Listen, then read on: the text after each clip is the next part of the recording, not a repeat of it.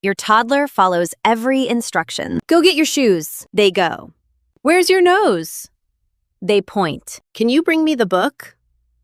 They bring it. They understand everything you say, and yet they're not talking. And every time another kid their age strings a sentence together, at the park, at daycare, at a birthday party, something tightens in your chest, something quiet and heavy. You've been reading to them every night. You talk to them constantly. You've done the songs, the flashcard apps, the talk more advice, and somewhere in the back of your mind, a question just won't leave you alone. Did I miss something?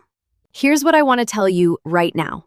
Before we go anywhere else, the fact that your child understands, that is not a small detail. That is actually the most important piece of information we have. And today, I'm going to show you exactly what it means and how understanding it will change how you help them. Let me tell you about a moment I still think about. My daughter was around 17 months old. We were at a playgroup. The kind where everyone brings a snack and pretends. They're not comparing their kids. And there was this little boy, 18 months. He walked up to his mom and said, clear as anything, "Mama, more cracker, please." I remember looking at my daughter. She was across the room, very focused on trying to fit a block into a shape sorter. Smart, engaged, absolutely not saying anything. And I sat there and smiled at this other mom and said, "Oh, wow, he's so verbal," while internally, I was spiraling. I know I'm not the only one who's had that moment. And here's what makes it worse. We live in this parenting culture that has somehow decided that every milestone is a performance review. Your kid isn't walking by 12 months? Someone on a parenting forum will make you feel like you missed a deadline. Your kid isn't talking by 15 months? The anxiety machine starts immediately. And the thing is, some of that concern is useful. It moves us to action. But a lot of it is just noise.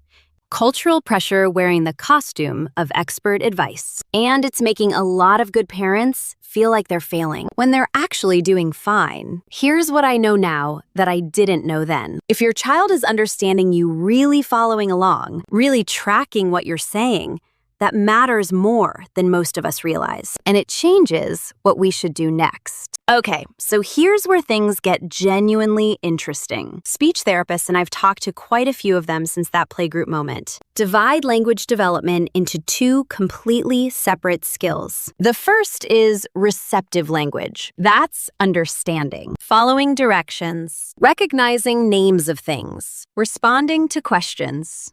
The second is expressive language. That's talking, using words, labeling things, making requests out loud. And here's the part that took my breath away when I first heard it clearly. These two skills are not the same thing. They don't live in the same part of the brain. They don't develop on the same timeline. And it is completely developmentally normal for receptive language to be months ahead of expressive language. Months. Your child isn't broken. Their brain isn't behind. Their brain is doing exactly what it's designed to do, absorbing, mapping, building understanding, before it's ready to produce language back. Speech therapists generally listen for a first word, somewhere around 14 months. But even that is a guideline, not a verdict. And understanding is always the foundation. Without receptive language, expressive language can't develop properly. But when receptive is strong and expressive is delayed, that's a different conversation entirely. A much more hopeful one. Let me show you what's actually happening inside your toddler's brain. Because once you see this,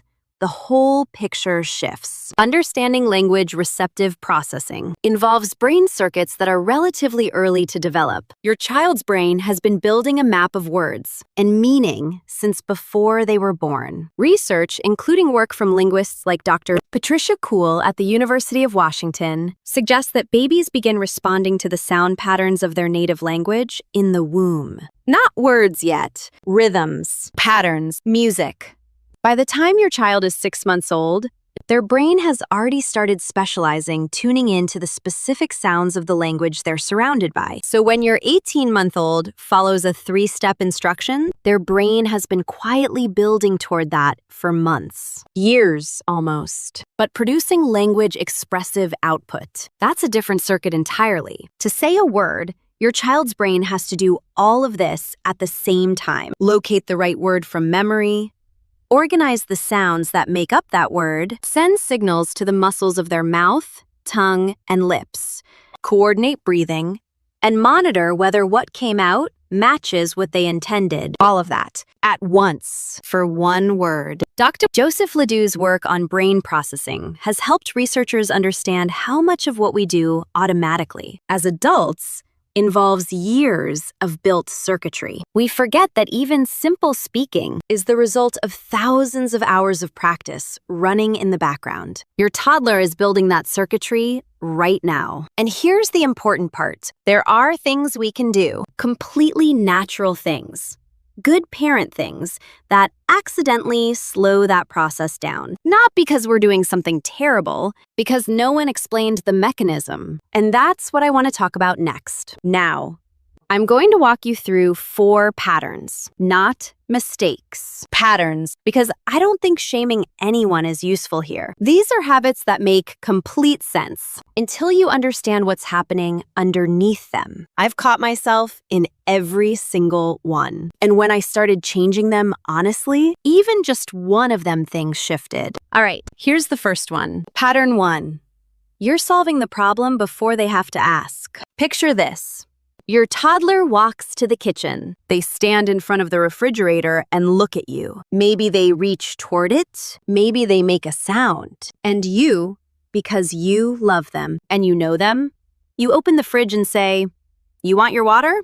Here you go." Problem solved. Child happy. Crisis averted. Also, one language opportunity just quietly disappeared. Here's why. Communication develops because there's a need for it. When your child's gesture or grunt or look gets them exactly what they want, every time, without any words, their brain doesn't have a strong reason to upgrade to words. Why would it? The system is already working. Now, I want to be really clear because this can sound harsh. You're not supposed to withhold things your child needs. You're not supposed to watch them suffer and do nothing. That's not what I'm saying. What I'm saying is the pause matters. That tiny gap between I see what you want and I give you what you want, that's where language gets built. Here's what it looks like in practice. Your child reaches for their water bottle. Instead of handing it over, you pause. You look at it. You say, "Water. Do you want water?" And you wait. 5 seconds. 10 at most. Even if all they do is make a sound. A wuh. That sounds nothing like water you celebrate. Water. Yes. Here's your water. Then you give it to them. You're not being mean. You're creating a moment where words feel useful and successful. And that combination, useful plus successful, is exactly what the developing brain responds to. Pattern 2. You're having a monologue when they need a conversation. This one surprised me when I really understood it. Because we're told, talk to your kids, narrate your day, describe everything. And that advice isn't wrong. But there's a difference between talking at your child and talking with them. Here's talking at. You're making lunch. Okay, we're making lunch. We're gonna have a sandwich. I'm getting the bread out. Do you want peanut butter or jelly? Peanut butter is yummy, isn't it? Okay, let's add some peanut butter. Your child might be listening, but there's no door open for them to walk through. Here's talking with. We're making lunch. Pause. Wait.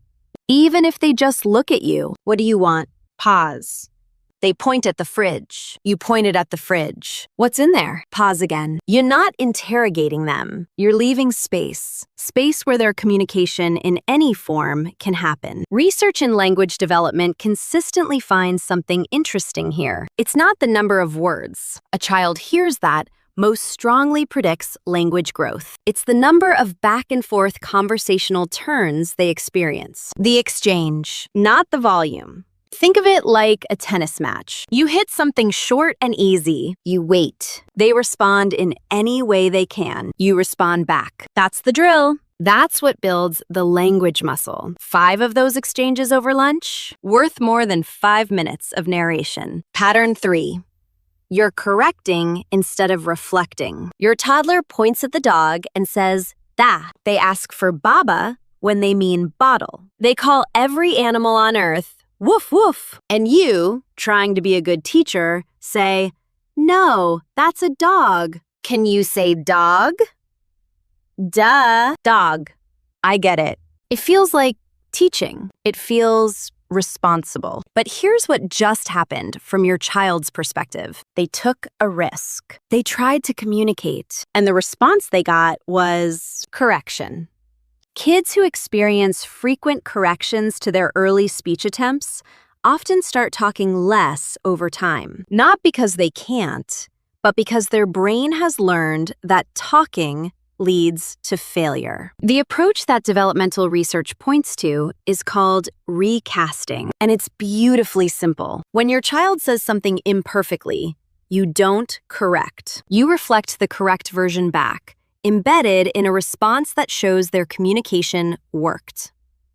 "Baba," they say, reaching for the bottle. "Yes, bottle. You want your bottle. Here it is." They heard the right word. They felt successful. Their brain registers communication works. Try again. You're not building perfect diction right now. You're building the belief that talking is worth trying. The pronunciation? It takes care of itself later. But that belief? That has to come first. Pattern 4. You're filling every silence. This one is the subtlest, and it took me the longest to catch in myself. Silence makes us uncomfortable, especially with our kids. So we fill it. We narrate. We answer our own questions. We point things out before our child has even had a chance to notice them. But here's what silence actually is for a toddler. Working time. When you go quiet, their brain activates. They look around. They notice things. They start to feel that impulse, the one that says, "I want to show you this." That impulse is the beginning of expressive language, and it needs a little space to grow. When researchers look at parent-child interactions, one of the patterns they observe in children with strong language development is caregivers who are comfortable with conversational pauses, who wait, who sit with the quiet, who let their child bring something to them instead of always bringing something first. So sometimes, and I mean this, the most powerful thing you can do is absolutely nothing. Sit with them, be there, quiet, and wait. Okay, I want to step back for a moment and put all of this in a broader context, because I think it matters to know that these 4 patterns aren't just intuitions. They're grounded in what developmental researchers have been finding across decades of studying how language actually emerges. Harvard's Center on the Developing Child has spent years examining what early experiences shape how children grow. One of the most consistent findings across their work: it's not exposure to content that matters most. It's the quality of interaction with the humans in a child's life. The American Academy of Pediatrics echoes this. In their guidance on early language development, they point specifically to responsive, back-and-forth interaction as the core driver of language growth. Not the right toys, not the right app, the right relationship. And here's the part that I find genuinely freeing. If it's the relationship that matters, if it's the quality of connection, the willingness to pause, the habit of reflecting instead of correcting, then you already have everything you need. You don't need a curriculum. You don't need to buy anything. You just need to understand what your child's brain is asking for in those small, ordinary moments. And here's the other thing I want to be honest about. None of this has to be perfect. Research on attachment and early development consistently points to what some researchers call good enough parenting. Not flawless. Not every interaction optimized. Just enough responsive moments across the day. Enough for repair when you get it wrong. You're going to hand your kid the water bottle before they try to ask for it 100 times. And that's fine. What matters is the pattern over time, not any single moment. All right, let's talk about what you actually do with all of this. And I want to be real with you before I say anything else. These are not magic fixes. There's no such thing as a magic fix. What these are is ways of working with your child's brain instead of accidentally working against it. Here's my honest suggestion. Don't try to change all 4 patterns this week. That's overwhelming. You'll give up. I know because I tried it. Pick one. The one you recognized yourself in most clearly. If it's pattern 1, the anticipating practice, the pause. Just one extra beat before you give them what they want. 5 seconds. You can do 5 seconds. If it's pattern 2, the monologue, set one small goal, 3 real conversational turns per mealtime. Say something short. Wait. Respond to whatever they give you. 3 turns. That's it. If it's pattern 3, the correcting, put this phrase somewhere in your mind. Reflect. Don't correct. When they say something imperfectly, find a way to echo the right word back inside a celebration. If it's pattern 4, the silence, try 1 minute of quiet observation per day. Just sit with them. Let them lead. See what they bring you. 1 week, 1 pattern.